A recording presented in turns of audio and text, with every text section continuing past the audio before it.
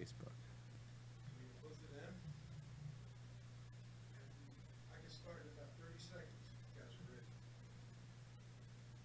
Oh, come on, Facebook. I'm going to refresh. Let me know when you say it.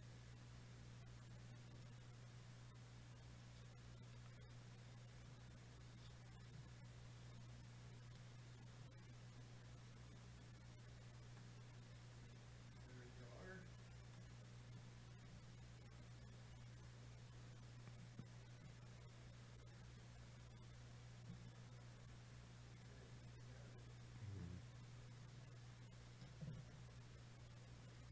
Ready? Sure. Okay, here we go.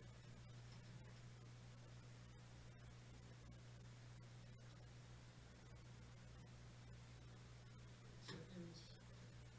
Recording.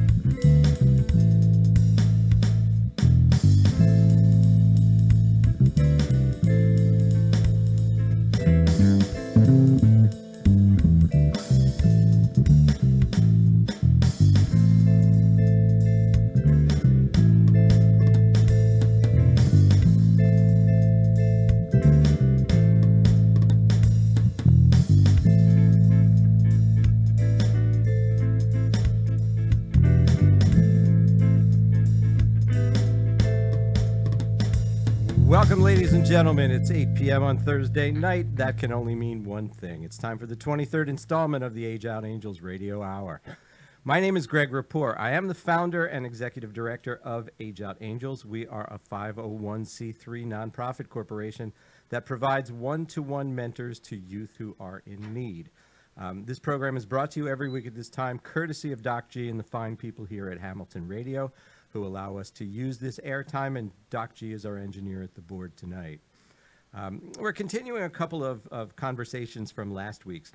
Two topics really kind of struck a chord with our listeners. The first is when we were talking about psycho roommates, and I actually got a lot of Facebook comments sort of after the fact with people telling me about their psycho roommates, and I'm going to read one later on in the show. And the second is the difficulty faced by youth living in group homes. So we're going to talk a little bit more about those tonight. Also, I need to introduce a new topic, and this has to do with the way adults try to restrict the use of cell phones among youth. I believe that we need to start thinking outside of the box on this subject, and I have some thoughts I'd like to hear your opinions about. Also, I'm going to rant and rave in just a minute about the opioid epidemic, because I have some pretty serious thoughts about that as well. We have a phenomenal guest tonight. Linda Barton is sitting next to me from Penrose Management, and I know you're going to love her, and we'll get to Linda in just a moment. First, I want to let you know that listeners are welcome to call in tonight. The number is 609-807-2492. And of course, you can always write your comments into the comments field on Facebook if you're looking at the show through my Facebook page. And remind you that next week, February 15th, we have Ashley Griffiths from Habitat for Humanity on the program. February 22nd, Jamira Moore, co-founder of the My Life movement. And on March 1st, acupuncturist Kristen Gray Apple will be here. So with that in mind, please tell your friends to tune into this program right now. Share us on Facebook so we can spread the word. I hope you guys realize internet radio is the future. When I talk to people my own age and they say, well, wait, what radio station are you on? And I say, well, it's Hamilton Radio. Well, where is it on is it AM or FM? No. That's not how the world works anymore. So those of us who are my age, like, we have to get used to a paradigm shift. And now I'm thinking in the next 5 years, people will be listening to internet radio in their cars. And the dialogue exchange on shows like this one will involve people with different opinions, like on a global level. And the extensive outreach ability that we get from internet radio gives us the power to develop mentoring services for youth anywhere. We just need your help to spread the word. And this is wholly dependent on people like you caring enough to want to spread the word via social media. Now, if you think about all the garbage reasons people use social media, this right here, this radio program, this is what social media was intended for. And together, we can use social media to improve the lives of children, and it actually requires very little effort to do. So consider yourselves all deputies in the Child Welfare Army, and remember, over 400,000 youth in the foster care system, 20,000 age out every year, plus another 3 million youth who are homeless and even more who live in poverty. It's a big job, and we cannot do it without your help to spread the word. But that's all I'm asking you to do. Hit that share button. Do it right now. Hit that share button on Facebook and tell your friends to share it with their friends, and tell them to tell their friends to share it with their friends, and on down the line. We need to recruit the first 100 volunteers nationally to launch pockets of Age Out Angels across the country. And if anyone is listening right now in the area of Newark, New Jersey, or Chattanooga, Tennessee, I could use a couple of volunteer mentors in those areas, and you can certainly hit me up on Facebook and let me know that you're out there. To date, we've developed a very highly successful program locally. And in 2018, we're going to take that program and plant seeds in every community across the country. So please do it right now. Share this with your friends and help us to get the ball rolling. Got some fabulous news that Doc G told me when I came into the studio tonight, which is that we are starting to get our archive files of these shows up on a website called Spreaker.com, okay? I said Spreaker. Well, it sounds like a German word, an SP followed by an R, right? You almost want to say Spreaker, don't you? It's like the word speaker, only with an R in it, SPREAKER.com. So if you miss a show and you want to go back and hear what we had to say, or especially if we mention your name and you want to show all your friends, you can go to Spreaker.com and you'll be able to hear our broadcast. So hit that share button right now. And while you're doing that, I'd like to remind everyone that our theme music comes to us courtesy of Kurt Seldomridge, operator of the Cave Rehearsal Recording Space in Pennsylvania. If you have recording or rehearsal needs, you can get in touch with Kurt by emailing to thecave1876@gmail.com. And if you didn't have a moment to write down thecave1876@gmail.com, of course, you can always hit me up on Facebook, and I'd be happy to give you that information. Once again, you're welcome to call in tonight. The number is 609-807-2492. You can also write your questions and comments in my Facebook page, and happy to hear from you. Okay, so I wanted to talk a little bit about smartphones tonight. Not a lot, because we'll cover this more in subsequent episodes. But I'd like to see if you'd like to call in and or write in and tell me what your comments or opinions are about this. And if I don't have time to get to all of your comments this week, I promise I'll revisit them next week, because I have a feeling this will be an ongoing conversation. So here's the deal. Robin just said hi to Arlene. That's interesting. Robin and Arlene are having their own conversation on my Facebook page. The basic etiquette we believe to be true about cell phones characterizes their use as essentially rude and disruptive, especially in public places, especially in classrooms. And I disagree with that. I think we're being old and stupid. What's not happening is there aren't enough apps that can be used to turn a cell phone into an asset instead of a liability. 10 years from now, you won't even be able to tell people to shut their cell phones off because the whole technology will be incorporated into eyewear. And it might not even be 10 years from now. It might be 2 years from now. So how can we use cell phones to our advantage? That's what the question is. It's the technology's not going to go backwards. How can cell phones be incorporated into classroom use? And what I'm suggesting here is a paradigm shift in education. When I went to school, for example, there was so much memorization, and there's an old saying that there's no need to remember anything that I can look up. And all we did when I went to school was memorize stuff. We developed acronyms and all kinds of different devices, little song parodies and stuff, so we could remember. So we could remember what the things were that we had to memorize.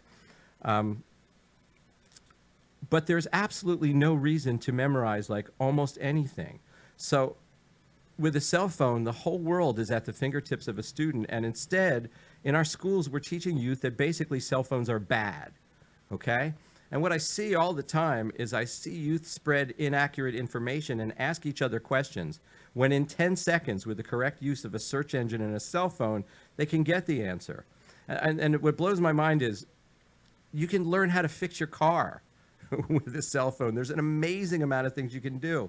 And I wonder, like, if a 20-year-old person's car breaks down in the road, how many would do a search on the noise that their car is making to find out, like, what's wrong with it?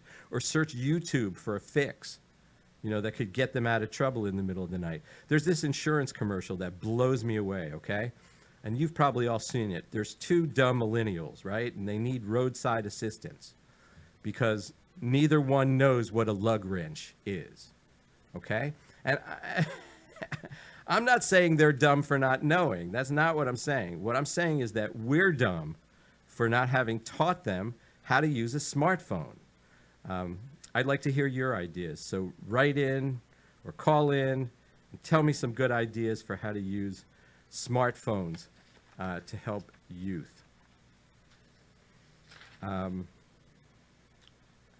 Interesting announcement I saw the other day. The Watershed Science and Stewardship Academy has a 4-week program where students can learn things like climate change, field science, green architecture, clean water. The people that we serve at Age Out Angels will never be allowed to be in this program. And it's not because scholarships aren't available, because they are. But the people who are going to go to this program don't need us. If you're living in Princeton and having a good old time, you can get into this program. But if you're living in Trenton and you're living with your grandmother, or you're living with a foster family or something like that, in the summertime, you're not entering a program, you're going to work.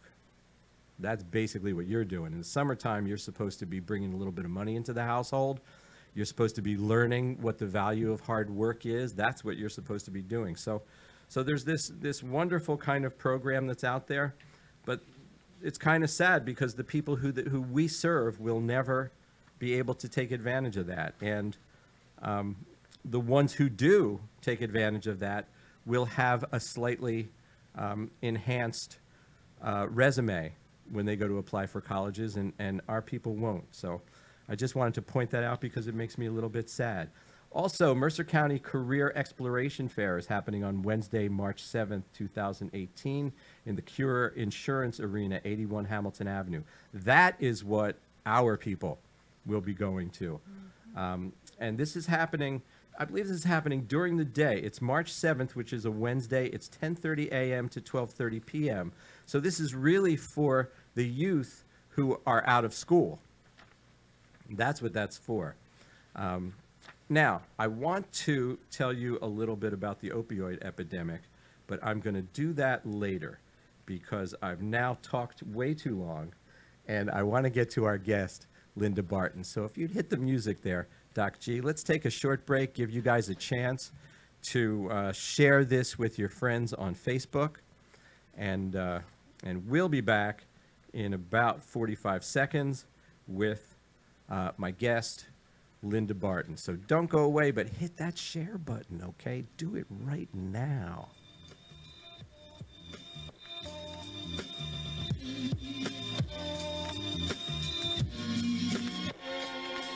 Yeah.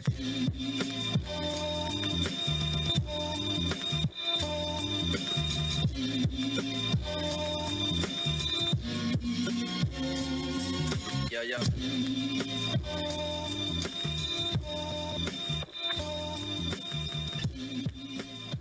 Okay, let's come out of that, okay? Goodness gracious, welcome back. there's a new person I'm going to be telling you about. Her name is Miranda. If you've been following the tales of Brian, Brian left Covenant House and is fluctuating between doing well and not doing anything at all. It's difficult to distinguish sometimes between the youth who call me up looking for actual solutions and the ones who just want a shoulder to lean on. But I'll never give up on Brian, but he left his position in Covenant House and it went to Miranda. I'm hoping he'll realize that he controls his own destiny, but he's got to take that responsibility. When he does, we'll be there. But right now, he's standing in quicksand of his own creation, so there's not much we can do for him. But Miranda gets his spot. So that being said, Miranda is the one who has the chance to move forward.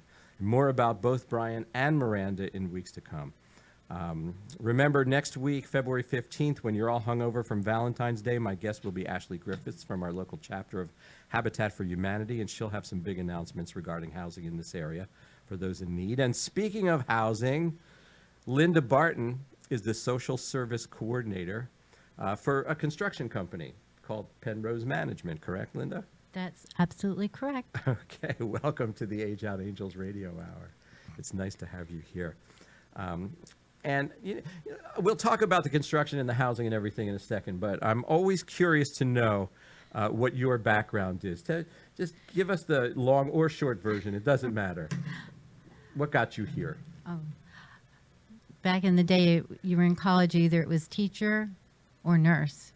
Okay. And so I went to the College of New Jersey and got my degree in speech therapy. And I was married at 19.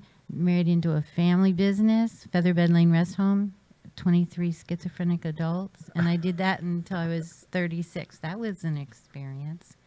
So after that, a number of things happened. And then I guess like in the 2000s, got back into working with people with developmental disabilities. And I'm dying to know if your nursing degree. Like, no, I went speech therapy. Speech therapy. Yeah. How that qualified you for working with schizophrenics? Was that a learn on the job? That was a kind learn of? on the job for sure. Yes. Goodness gracious. And so before you were in Trenton, were you in Jersey City? Is that? I'm in Jersey City now. I was in Newark. Okay. And then I got moved to Trenton from Newark. Okay, so you've been in all the hot spots. Yes. Basically, in New Jersey. So tell our listeners what Penrose Management does. Well, basically, they build affordable housing, and it's HUD housing, and the city owns the property. And Penrose owns the buildings, and they manage. They hire people to manage the buildings, and the managers also act as social service coordinators unless they hire someone like myself. And in New Jersey right now, I think we have maybe 3 In social around the state, you mean? in New Jersey. Okay. And so when we're getting a mental picture of this housing in our minds, are we thinking of apartment complexes or individual houses? How are we seeing this? It's both. Okay. High rises, low rises? No, they don't do high rises. They get away from the high rise. Okay, so we're talking maybe 2-story type apartment complexes? 2 or 3. 2 or 3-story apartment complexes. And this is sort of in a kind of an enclave of apartments and houses? It depends. It depends on the design and working with the city and things like that, and what property. They might tear down a high rise and put in. Well, in Trenton we have 200. We have 200 townhomes. But is it sort of like a village of Yeah. of all the people who are part of this? There's a name. There's a name for it, right? Well, the one is Rush Crossing. Rush That's where Crossing. I work. Okay. And so there's 200 units Yeah. in Rush Crossing. And how long have you been here in Trenton? 2 years in February. And where's Rush Crossing located? It's nestled between Perry and Monmouth Street. That's the heart of the city. right? That's like not far from the police station, the Board Right. of Ed building. Right. We're right behind the Board of Ed. Okay, all right. So when you were with this same company in Newark, you said you were at before you came here, were you in this same capacity as, Yes. as a social service coordinator? Okay. So I think the first thing I'd like to know is, like, how do people find out about you? Where do they come from? Oh, if it's a new facility, a lot of the people that were dislocated, they can apply. So they would apply. They do advertise in the paper. They do advertise on the internet. So when you say dislocated, like if people came from, say, Puerto Rico after the... No, I meant if they were living on the property and they're tearing down that property, Oh, they can apply and they can still live there. I see. So their house might be different, but they don't have to lose the location. Right. In other words, okay. And I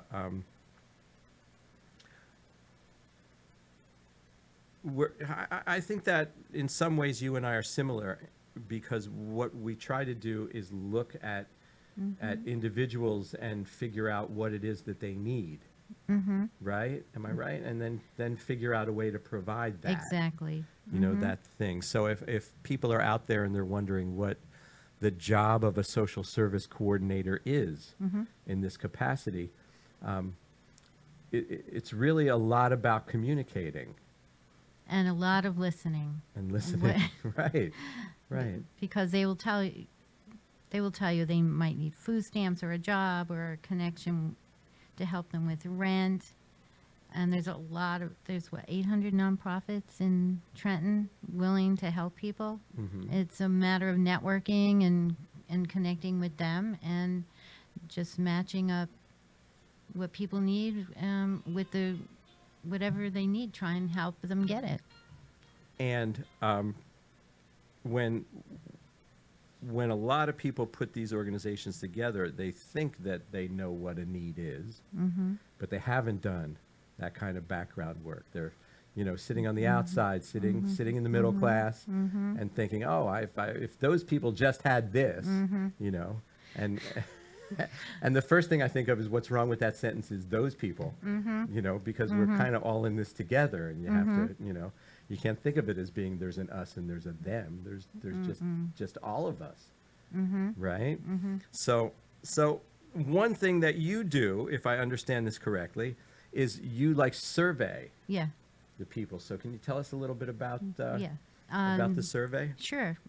Everybody has a survey. We do a survey for seniors or families. We do it every 2 years, and we take a look at it and see what the people want, and we try to provide what they want or they need. And so tell us some things that are on the survey.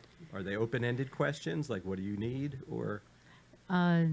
Well, for the senior surveys, you getting out of the house 4 or 5 times a week? Do you need help with transportation? Do you want to learn about Medicaid? Do you want to learn about wills? Do you need help with cleaning or shopping or things like that? So there are some commonalities among the needs, Yeah. right? Definitely. So, I mean, the first thing we always think of is shelter, and then the next thing we think of is food, and then the next thing we think of is clothing, Right. right? And those are we call them the holy three, the main three. Then, then we get into decide between job and education. After that, what can you do for people when it comes to jobs and education and stuff? That's a more difficult collaboration, isn't it? Well, I have connections in Trenton, I have connections with Arm to Arm. They will help people with rent if their rent is delinquent.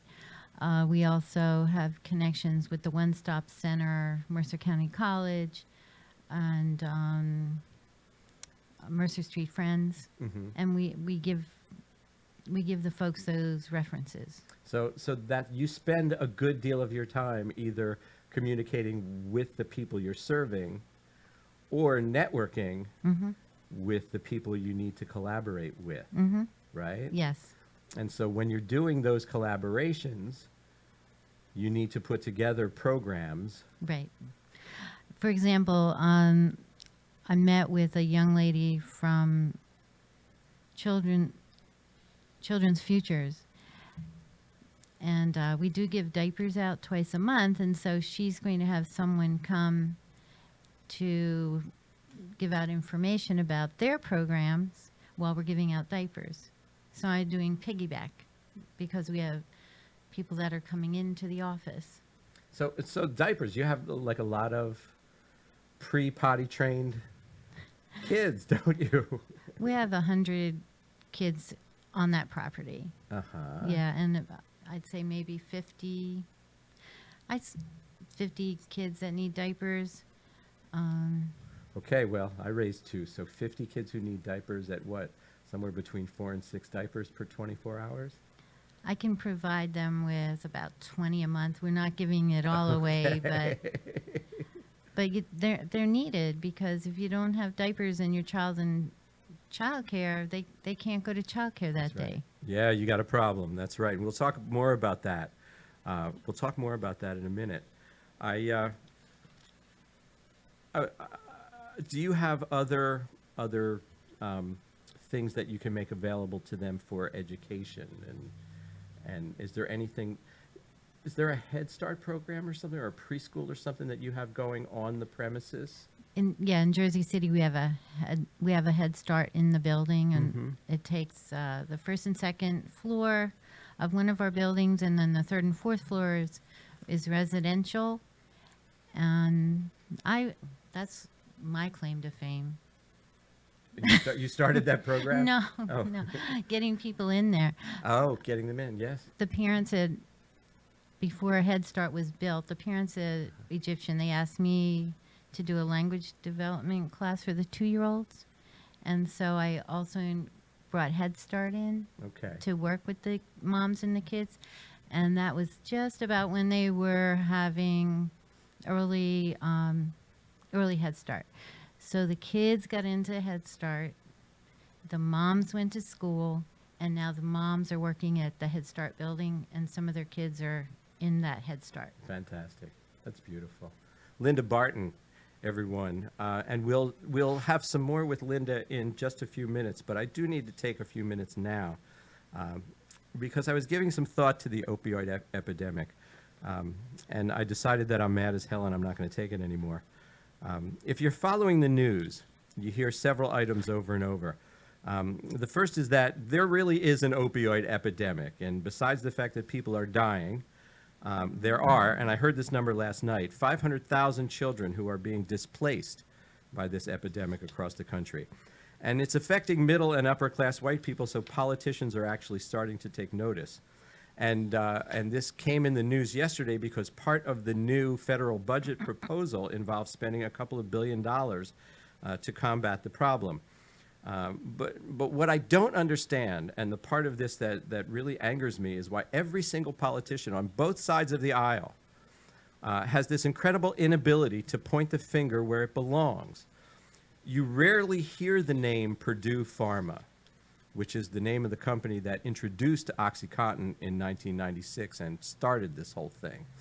But what you don't hear ever is the name Sackler. Have you ever heard about the Sackler family?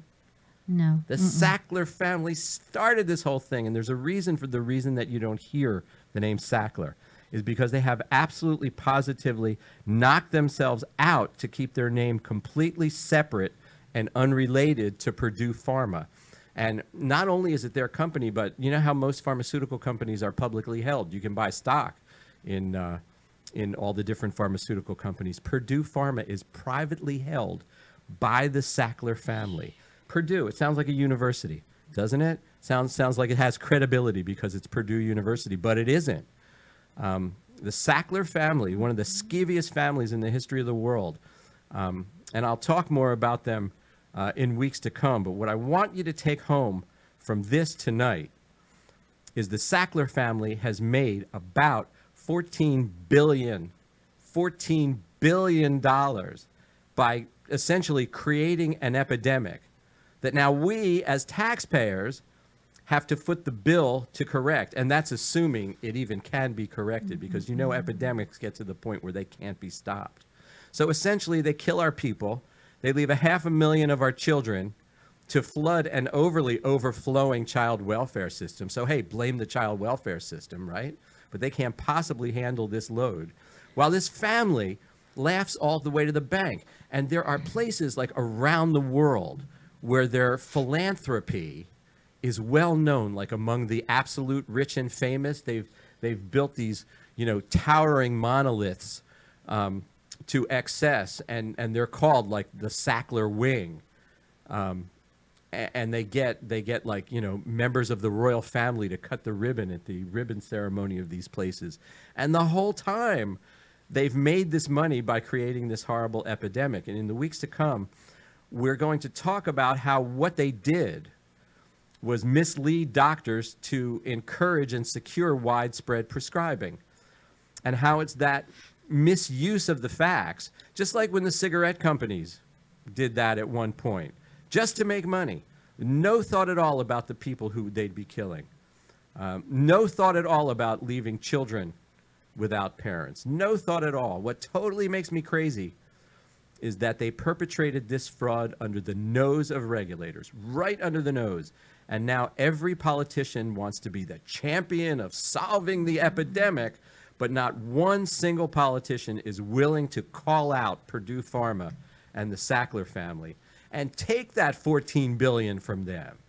You know, if we want to have like tough negotiating politicians to lead our country, let's take that $14 billion back from them and see if that makes a dent in the cure, instead of using my money and your money. So feel free to write in or call if you have an opinion about this. 609-807-2492 is the number. You can also write your questions in the comments field of my Facebook page. Let's take a short break. Here's some music, Doc G, if you have it queued up. Give you a chance to share this on Facebook and write in with your questions and comments. And we'll be back with a little more with our guest, Linda Barton. Share this and don't go away. That was good. It sounded good. That was real good. Yeah. All right, I hope they like it. You better like it. If you want to try another one, are you good with that?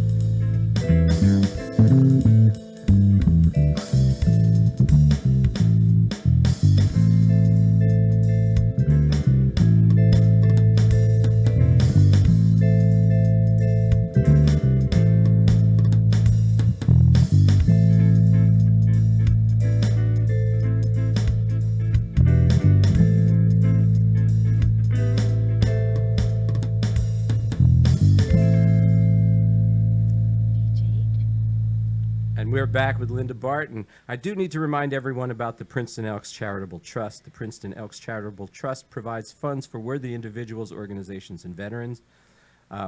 If you think you have a need that qualifies for a little bit of money from the Princeton Elks Charitable Trust, call the president of the trust directly. His name is Stuart Malakov. His phone number is 609-933-7085, and find out if you qualify. Again, that number is 609-933-7085. And if you didn't get a chance to write that down, you can always hit me up on Facebook, and I'll be happy to give it to you. Sandy's out there. Glad to have you with us tonight, Sandy. I do want to thank the people who made donations to Age Out Angels this week. We thank you from the bottom of our hearts. And remember, not just during the holidays, but every time you purchase something from Amazon, you could be making a donation to Age Out Angels without spending a single penny more. You heard correctly. It doesn't cost money. When you go to Amazon, there's a pop-up that offers you a chance to go to Amazon Smile. And if you make your purchase through Amazon Smile, you can designate Age Out Angels as your donation organization. So without it costing you more, not one single penny more, a portion of your purchase will go to help children who need it the most. And if you want to friend me on Facebook, I can send you a link that will take you directly to our designation page and kind of save you a few clicks, okay? So we're back with Linda Barton from Penrose Management. She is the social services coordinator. She spends all of her time either communicating directly with the people she serves or trying to make collaborations with nonprofits outside of Penrose Management who can help the people that she serves. So what's the breakdown of your population now? You mentioned 100 kids before, but Okay. you know, what's the demographic there? Sure. At Rush Crossing, there's 200 families, and I would say half of them are Hispanic, and the other half are from Liberia and the Ivory Coast, and some African Americans. Many are refugees, and they are entrepreneurs. Many of them have their own businesses, or they work in hospitals or nursing homes. So you really do have a cross-section of people who are gainfully employed. Yes, they need to be able to pay their rent. And what's that rent based on? Is it how does that work? Yeah, it depends on your income and how many people are in your home, and there's various breakdowns. And the rental, we have a leasing agent, and she'll work. Yeah, she takes care of all that. Must be some kind of sliding scale or something based on your income or something like that. 30%, 60%, Right, things like right. that. And then, but okay, so then it does happen though that, especially in this population, that people will suddenly lose their job, right? Right. So then, do you have to reach out to some of those agencies that offer subsidies? Yes, I or help. something? Yeah, Arm in Arm is one of them. Mhm. Yeah. Catholic Charities. Catholic Charities, Yeah, yeah, yeah. So Board of Social Services, Yeah. things Well, like. do you take people down to social services and help them get registered and stuff like that? Because that's what we do. You know, we just take them No, by I the don't- hand. Yeah, I don't transport. Okay, fair enough. No, we check your driving record before you can be a mentor. You know, at Age Wow. Out Angels, because Yeah, yeah. we found that's kind of what has to happen. Like you could say to somebody, go to social services and register, and you know it's best for them, and they know it's best for them, but for some folks, it just doesn't happen. Right. You know, maybe they have anxiety over doing it. Yeah. Right? I mean, It's there's a true. lot of reasons. Maybe they don't read so well and they know there's going to Right. be a lot of forms or something, you know? You know, one of the best kept secrets is NJ211. Oh, yeah. Yeah, I use that all the time.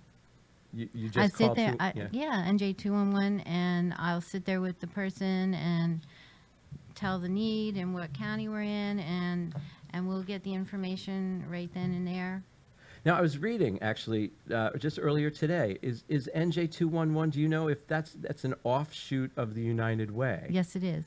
So it's the United Way that is actually the backbone for NJ211, and they're actually going to come on the show at some point Oh, in good. the future, because I think what they do is something that we should be sort of promoting on a regular basis. Absolutely. They're sort of a hub. Don't you agree? Yeah. Oh, yeah. Yeah. So I lean on them too. I call them up when I have a question. So you won a national award. Oh, that was for the daycare center. Oh, for the thing you That- were telling us about earlier, right. the daycare center in Newark, And that was in Jersey in City. Jersey City. Yes. Okay. And Collaboration between a builder, a construction, and people in the community and organizations in the community. so you had this daycare center was happening on the first and second floors Yeah, of a 4-story building. right.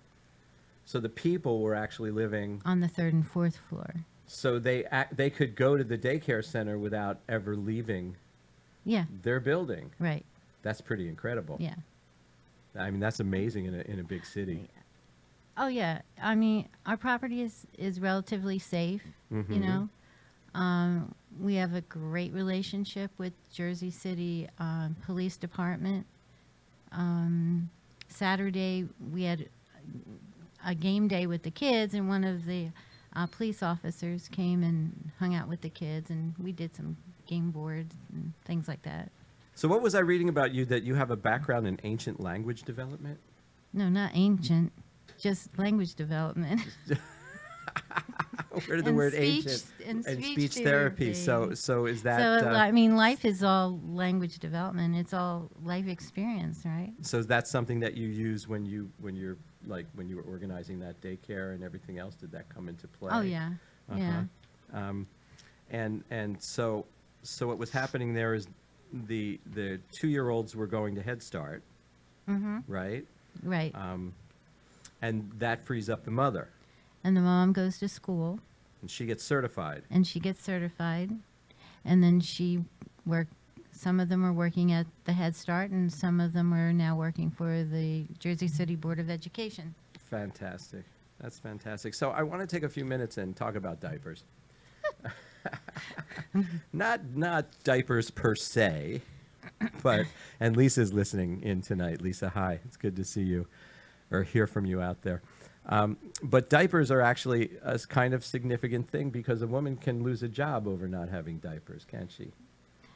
Yes. I didn't realize how important diapers were Yeah. until I spoke to a social worker in Jersey City, and she's, Linda, if you don't have diapers and take your diapers to the daycare, your child can't be in daycare that day. They can't stay. So you're not you either you have to get a babysitter, pay for a babysitter, or you don't go to work that day.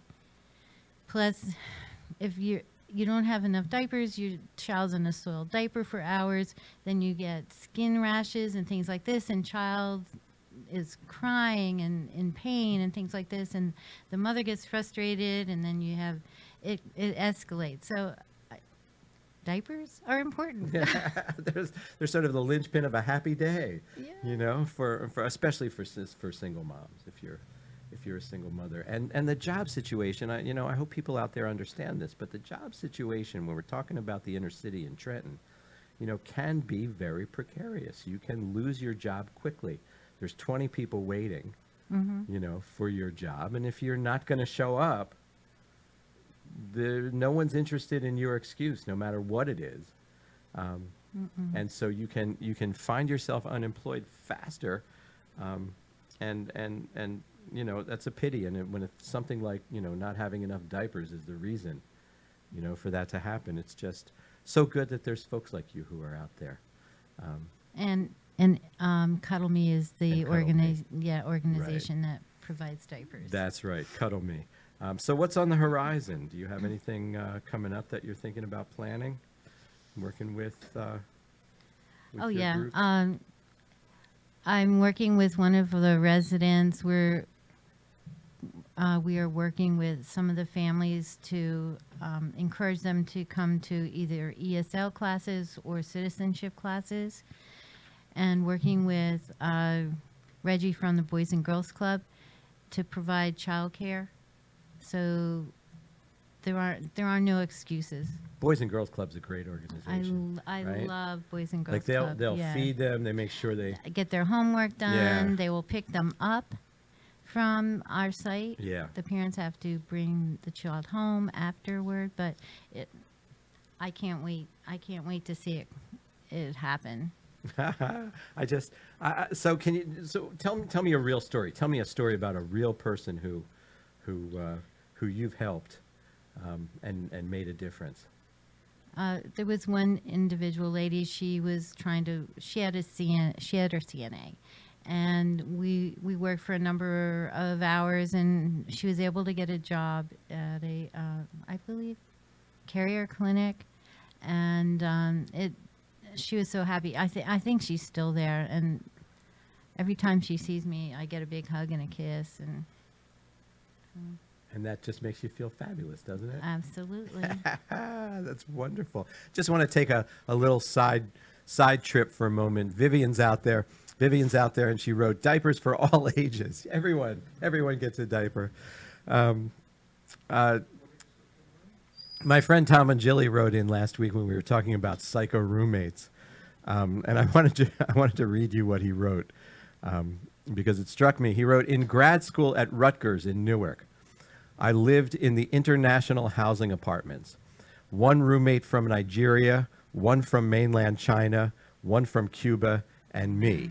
Now you have to understand, Tom's a really, really big guy. The Nigerian still owes me over $275 in unpaid phone bills. The Cuban was always hyped up on cocaine and whatnot and kept eating my food. And you know that wasn't going to fly because Tom needs his food. I spiked his instant coffee with potting soil. My Bailey's Irish cream, inherited cream of mushroom soup, etc. Too many stories. So that's Tom and Jilly's story about having psycho roommates. In your spare time, you also have a collaboration with Girl Scouts, don't you, Linda? Well, it's part of the job. Part of the job? But yeah, but you know, you get paid and you love what you do, and I get paid to do what I love. So there you go. So tell me what are the things that you do with the Girl Scouts? Which chapter is it? It's Central and South Jersey Girl Scouts. Mm-hmm. And these girls are working on their Gold Awards. And last summer, I had 6 scouts working from the end of June through the end of August on their awards. And they were working with our kids 3 times a week. One was doing puppets, one was making musical instruments, one was doing health classes, and one was doing dance from other countries, and one was doing STEM. And so it was after lunch, so we wrapped everything up around 4:30 in the afternoon. And what age group are we talking about that they were working with? From 5 to 10. Okay, and how many kids are we talking about? About 20 to 25. That's a substantial program with 6. Yeah. You had 6 girls, Yeah. you know, who were doing that. And here's the best part, right? How much did it cost? It didn't cost me anything. There you go. And the girls have to do fundraising to get the materials for their program. And if you count in the hours of volunteer hours and the materials, it saved me about $7,000. Yeah. So you're lining up a group of girls now, are you? Oh yeah. For summer. For next summer, right? 2018. Yeah. Mm-hmm. Something you have to start early. Yeah. Right. Oh well, You they're have to plan it clamoring. early. Yeah. I have to turn girls away. Do you really? Like word got around that Yeah. you're fun? I know what I'm doing. Okay. And one thing that always struck me about Linda when we're in, you know, various organizational meetings and stuff like that is, you know, most people sit around the table and just go, oh, we don't have enough money to do this. We don't have enough money. We don't have enough money. And Linda will sit there and say, you don't need so much money to do all these things. And there were two projects that you do. You call them no cost.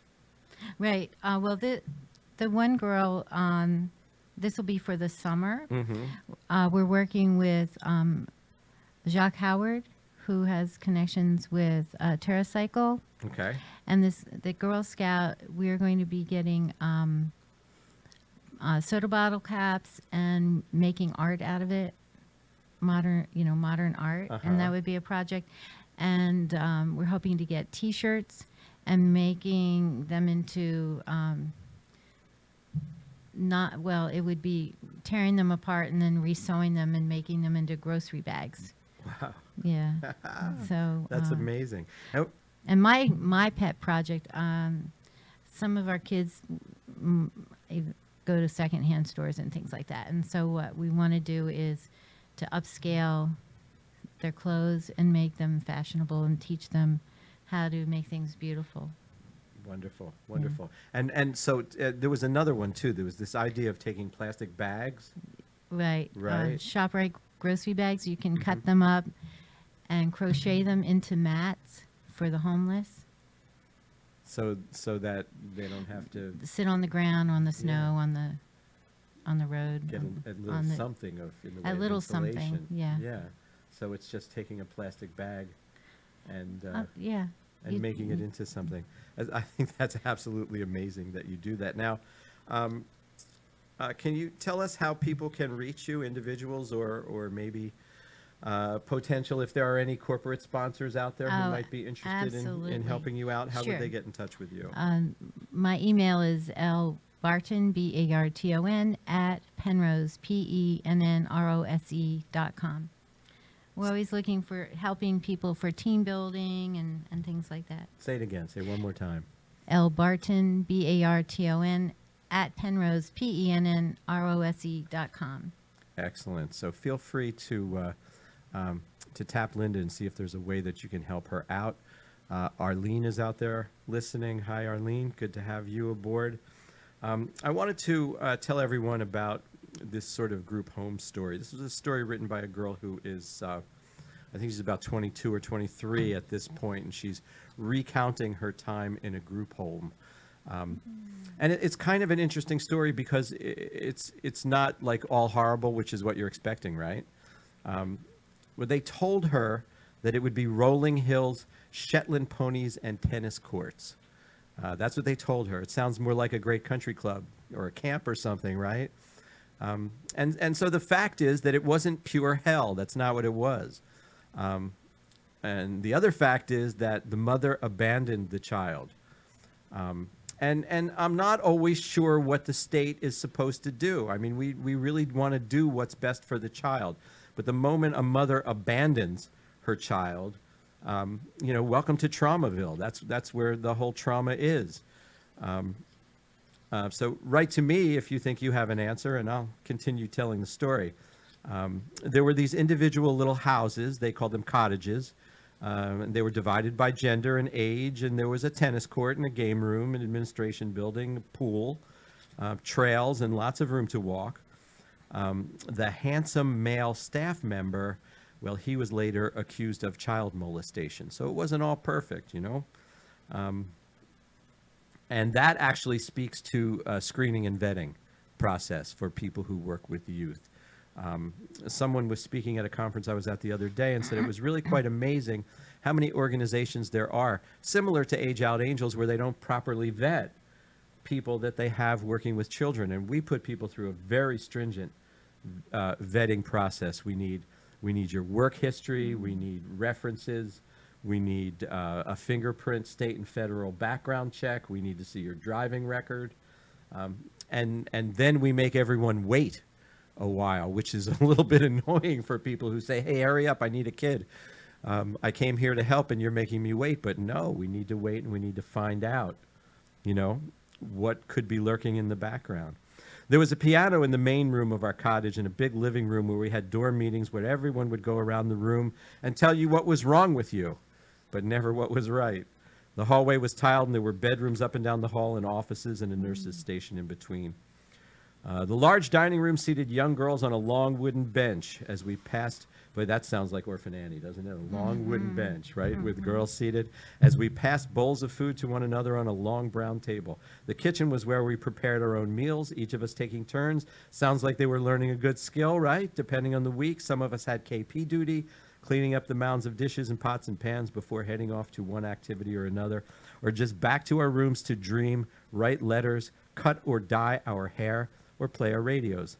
No one ever talked about why we were there, only when we were leaving and how. That has a prison feel to me, when I'm going to get out of this place.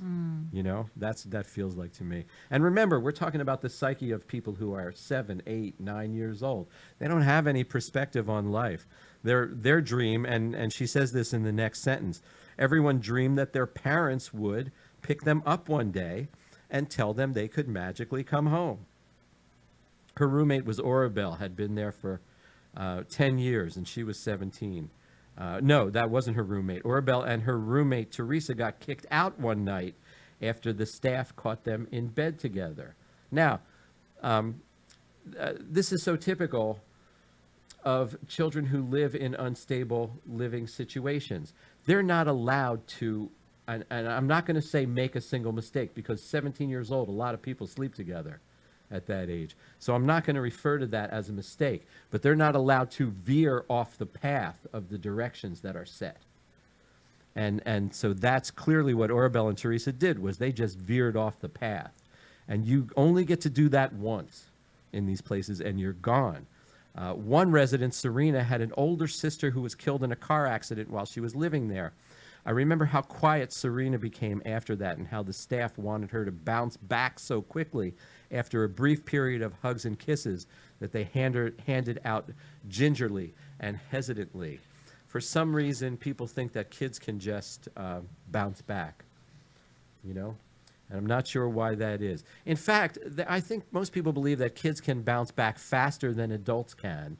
And that makes absolutely no sense to me at all, because adults are bringing this whole wide world of perspective with them about negative events. And kids don't just bounce back from trauma. Kids, and adults too, which is why PTSD exists, need to heal.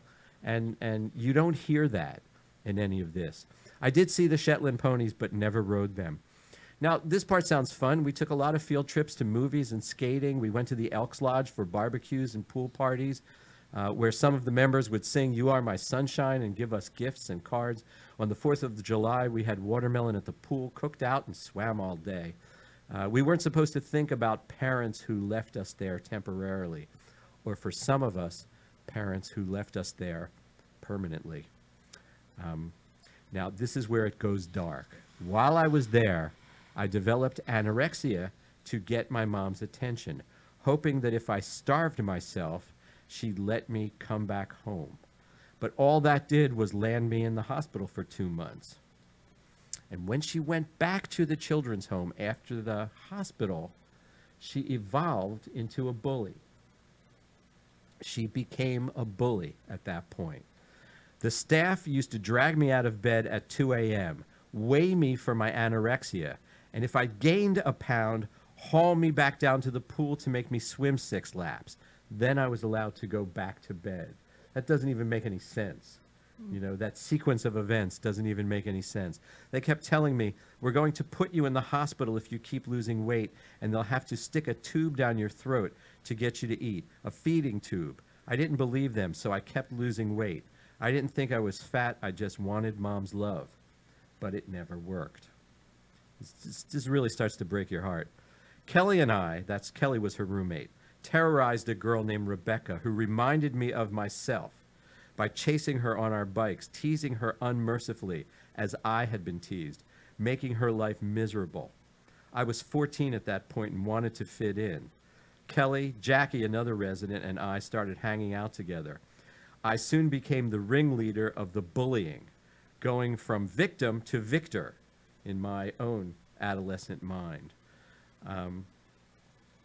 Then she goes on to say we had different levels which granted us various privileges. The higher the level, the more you were allowed to do. Then there was the punishment level, which you could be bumped into at any time you did something that you weren't supposed to do. Needless to say, the punishment level had no privileges. I kept all the letters my sister Cindy wrote me. She came to visit me too, although I only remember my mom visiting once or twice. Cindy was my savior, my God, my confidant. We rode in a white van to all of our outings, and the name of the home was inscribed on the side so that everywhere we went, people stared and whispered as we got out. I was embarrassed and ashamed. And that, ladies and gentlemen, I will tell you, is like the main reason that it's difficult to get youth to come on here and tell about their stories. Because it's none of our damn business. I mean, that's the bottom line there. Is all they do is feel ashamed about it. The kids in school know who the other kids are who are either homeless or in foster care or something like that. And then she concludes by saying all these years, and I could never write about any of this, like a dark secret hidden away underneath a bunch of memories you'd rather forget. And I remind you as I finish reading this that this is a young lady who actually emerged okay from this. I can still remember everything as if it were yesterday, the rolling green hills and the promise that this was a good place, a fun place, like camp. But as the months and for some years ticked by, we knew this camp was like no other. I remember the faces, some names, the rules, the meals, the hope of one day going home, and I wrote every day many stories, fantasies, poems, and prose. It kept me sane in an insane time, breathing, living, hoping as I told myself I was different from them, from all the other residents who did or did not have parents.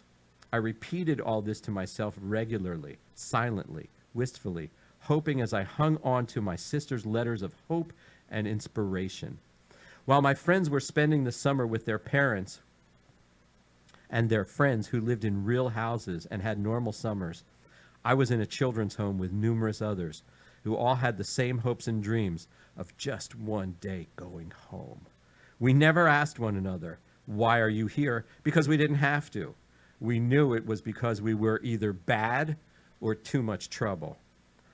Sometimes I'd hear my roommate cry, and one time I cried quietly with her. We turned our passions and anger inward. Some of us turned them outward in the form of acting out, being creative, or simply surviving.